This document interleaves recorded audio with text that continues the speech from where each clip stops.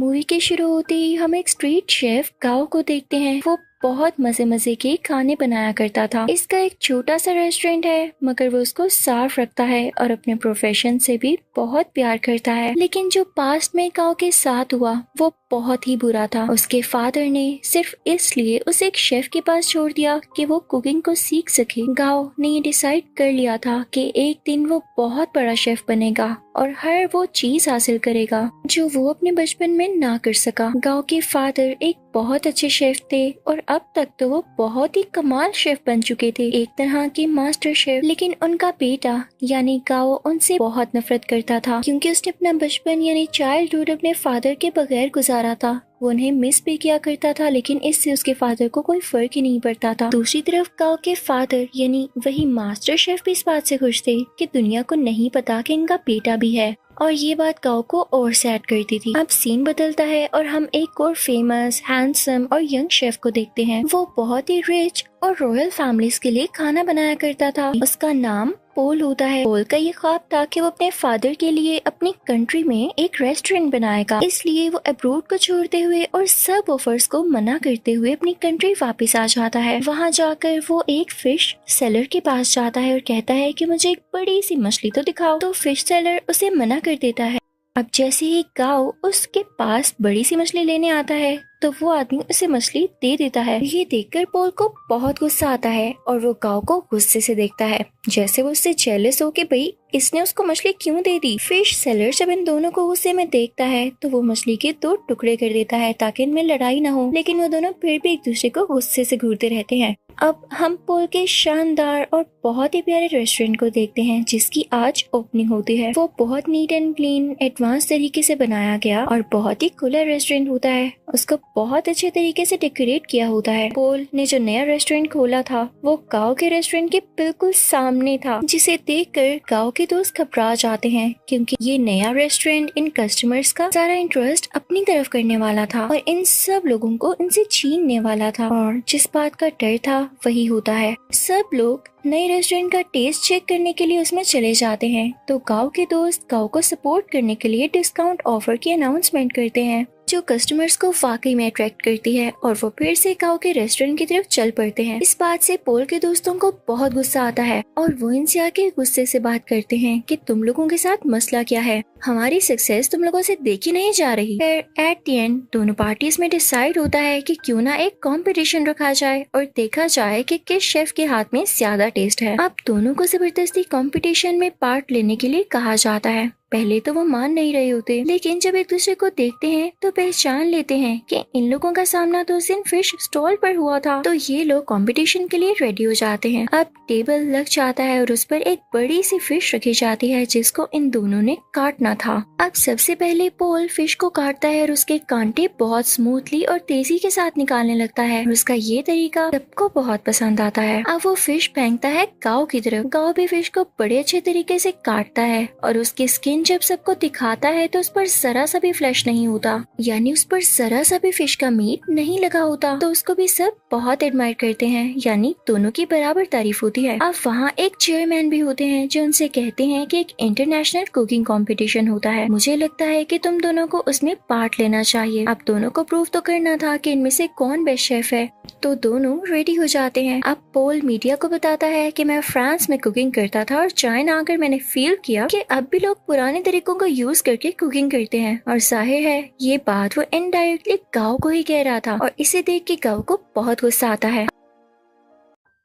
अब वहाँ सबको पता चलता है कि पहले इनका आपस में कंपटीशन होगा। अगर ये लोग उसे जीत जाते हैं तब ये लोग फाइनल तक पहुँच सकेंगे और साथ ही साथ बहुत ही बड़े मास्टर शेफ से मिलने का भी चांस मिलेगा। और ये मास्टर शेफ कोई और नहीं बल्कि गाओ के ही फादर थे। उधर गाओ के रेस्टोरेंट में पोल की दोस्त आती है और गाओ और उसकी दोस्त को रेस्टोरेंट आने का कहती है कि आज का खाना आप हमारी तरफ खाएं। अब वो दोनों यानी गाओ और उसकी दोस्त पोल के रेस्टोरेंट तो जाते हैं, लेकिन उनको खाना पोल नहीं बल्कि पोल की वही दोस्त करती है। दिखने में वो खाना तो फ्राइड एग और एक प्लांट पोट की तरह लग रहा था, लेकिन उसका टेस्ट एकदम अलग था। तो ये देख के वो सोचता है कि वाकई पोल की कुकिंग बहुत एडवांस है। तो वो सीधा किचन में जाता है और उसको गुस्से से कहता है, पोल अपना खाना अच्छा दिखाकर क्या साबित करना चाहते हो? कि तुम बहुत अच्छे कुक हो। तो पोल चुप रहता है और उससे मीट पकाने का कहता है कि चलो देखते हैं कौन ज्यादा अच्छा मीट पका सकता है। गाओ चैलेंज एक्सेप्ट करता है। अब गाओ बहुत ही अच्छे तरीके से वो मीट पकाता है। वो बहुत डिलीशियस लग रहा होता है।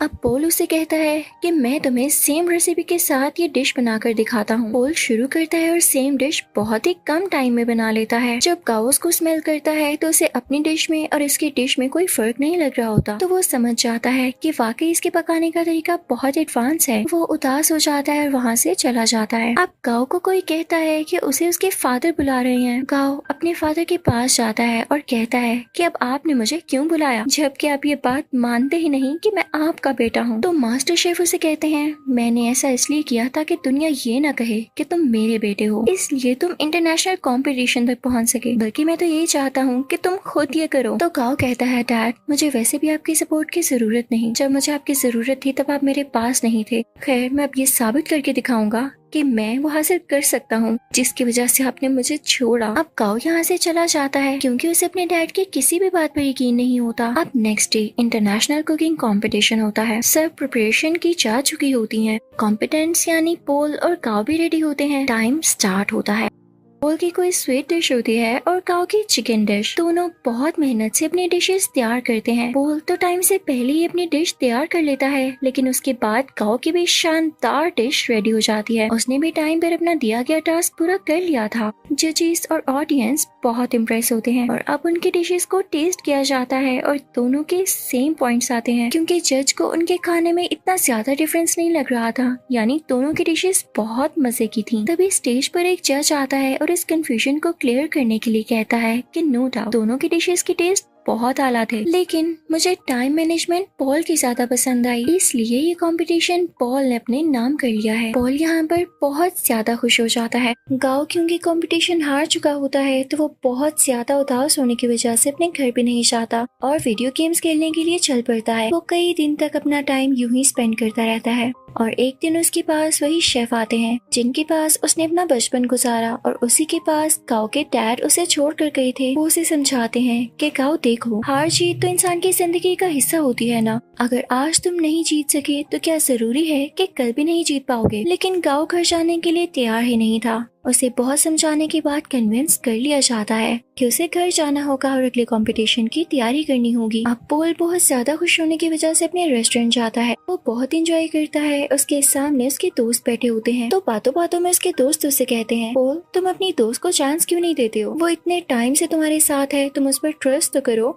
उसे अलाउ करो कि वो इंटरनेशनली तुम्हें रिप्रेजेंट कर सके, तुम्हारे रेस्टोरेंट का नाम ऊंचा कर सके। तो पोल उसे कहता है हाँ वो मेरी अच्छी दोस्त जरूर है, इस बात से मैंने मना नहीं किया, लेकिन यार उसे खाना तक पकाना नहीं आता, वो कैसे मेरे रेस्टोरेंट को इंटरनेशनली रिप्रेजेंट कर सकती है। तो उसका दोस्त और बातें करने लगता है और उसकी बातों से ये लग रहा होता है जैसे ये उसकी दोस्त के साथ ही मिला हुआ है और इनके दिल में लालच आ रही है। तभी वहाँ पर पोल की वही दोस्त आती है और उसके सामने सूप की 2 कप्स रखते हुए कहती है पोल क्या तुम मुझे बता सकते हो कि इनमें से किस में सॉल्ट ज्यादा है। तो यहाँ पर पोल खामोश हो जाता है क्योंकि उसमें टेस्ट करने की एबिलिटी ही नहीं होती, उसके टेस्ट बर्ड्स ऐसा कर ही नहीं सकते थे और ये नेचुरली था। तो इस बात की वजह से पोल को बहुत दुख होता है कि उसकी अपनी दोस्त ने उसके बाकी दोस्तों के साथ मिलकर उसे चीट किया और धोखा दिया। तो अब उसकी दोस्त कहती है क्या हुआ पोल, तुम समझते थे कि मैं तुमसे प्यार करती हूँ।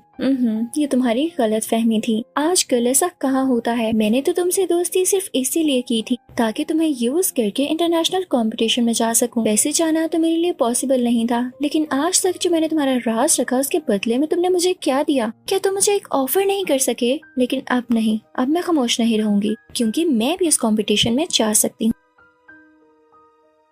अब यहाँ पर एक और बड़ी बात रिवील होती है कि पोल की दोस्त पोल के ही दोस्त के साथ मिलकर पोल को चीट कर रही थी क्योंकि वो दोनों अब रिलेशनशिप में थे और पोल के अगेंस्ट ही एक साजिश यानी कॉन्स्पिरेसी चल रहे थे कि पोल के रेस्टोरेंट को बेच देंगे और उनसे जो पैसे आएंगे उनसे अपनी लाइफ स्टार्ट करेंगे। लेकिन पोल भी ऐसा होने दे नहीं सकता था। पोल बहुत उदास हो जाता है और अपने रेस्टोरेंट से बाहर आ जाता है। रात हो चुकी होती है और वो बाहर बैठकर ड्रिंक करने लगता है। तभी उसे गाओ भी देख लेता है और उसके पास आके कहता है पोल तुम उदास क्यों बैठे हो यार, तुम तो जीत चुके हो, तुम्हें खुश होना चाहिए। तो पोल उससे कहता है हाँ जीत तो चुका हूँ पर हार भी बहुत कुछ चुका हूँ। खैर तुम छोड़ो, तुम्हें एक बात बताता हूँ, सामने ये बैनर देख रहे हो, वो इनफैक्ट गाओ के फादर यानी उसी मास्टर शेफ की पिक्चर होती है। तो पोल उसकी तरफ इशारा करके कहता है कि ये मेरे आइडियल है, मैं चाहता हूँ मैं इनकी तरह बनूं। तो गाओ आगे से हल्का सा मुस्कुराता है और कहता है पोल, ये मेरे फादर हैं, तुम यही सोचते हो ना कि अच्छे इंसान है और तुम इनके जैसा बनो, तो मैं तुम्हें बताऊं मेरे फादर दिल के बहुत बुरे हैं। गाओ उसे अपने पास्ट की स्टोरी बताने लगता है कि उन्होंने मेरे साथ क्या क्या किया। पहले तो पोल कहता है गाओ तुम मजाक कर रहे हो यार, बस कर दो। लेकिन गाओ उसे बताता है नहीं, वो मुझे बचपन में वाकई में छोड़ गए थे, सिर्फ इसलिए कि मैं उनके प्रोफेशन को अपना नहीं पा रहा था। मैंने अपना सारा बचपन उनके बगैर गुजारा है।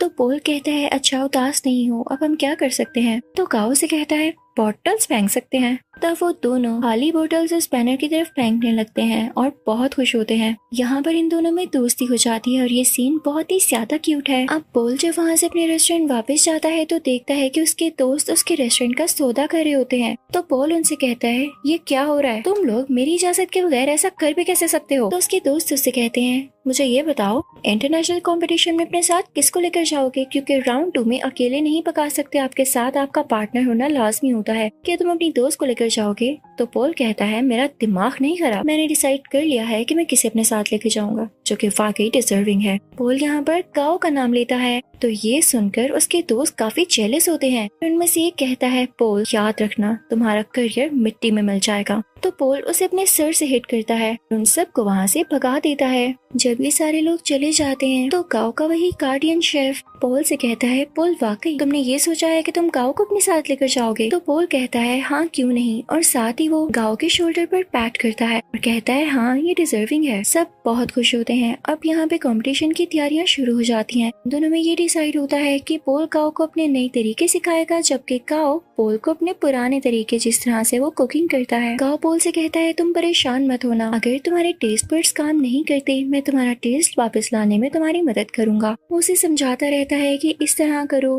पोल भी उसे नए नए तरीके बताता रहता है और यहाँ पर इन दोनों का काफी अच्छा टाइम स्पेंड हो जाता है। ये रोज खाना बनाने की प्रैक्टिस करते, साथ साथ डांस करते, सिंगिंग करते और बातें करते। और अब यहाँ इन दोनों की दोस्ती और भी गहरी हो चुकी थी। अब वो दिन भी आ जाता है जब इंटरनेशनल कंपटीशन का राउंड 2 होता है। ये दोनों अपनी डिश बहुत अच्छे तरीके से बनाने लगते हैं और कम ही टाइम में बहुत अच्छी स्वीट डिश तैयार कर लेते हैं, जो कि जजेस को इतनी ज्यादा पसंद आती है कि वो कहते हैं हमने आज तक ऐसी डिश नहीं खाई। और ये राउंड ये दोनों विन कर लेते हैं और सही कहा जाता है कि यूनिटी इज स्ट्रेंथ। अब इसके बाद शुरू होना होता है थर्ड राउंड, जो कि कुछ दिन बाद था। और ये कंपटीशन इनका उसी मास्टर शेफ यानी गाओ के फादर के साथ था। तो यहाँ पर पोल गाओ से कहता है मुझे लगता है कि तुम इस कंपटीशन को जीत सकते हो, तो तुम चले जाना। तो गाओ पोल से कहता है तुम बहुत अच्छे शेफ हो, तुम्हें तो एडवांस तरीके भी पता है और तुम मेरे से भी ज्यादा अच्छा कर सकते हो। तो पोल कहता है नहीं ऐसी बात नहीं, देखो मैंने अपने फादर का ड्रीम पूरा किया अपना रेस्टोरेंट बनाकर, तो तुम अपने फादर का ड्रीम पूरा करो ना। वो तुम्हें एक बहुत अच्छा शेफ देखना चाहते थे, तो तुम उनके सामने जाकर कुकिंग करो और उन्हें प्रूव कर दो कि तुम बहुत अच्छे शेफ बन सकते हो। तो गाओ मान जाता है और पोल का शुक्रिया अदा करता है। अब थर्ड और फाइनल राउंड स्टार्ट हो चुका होता है।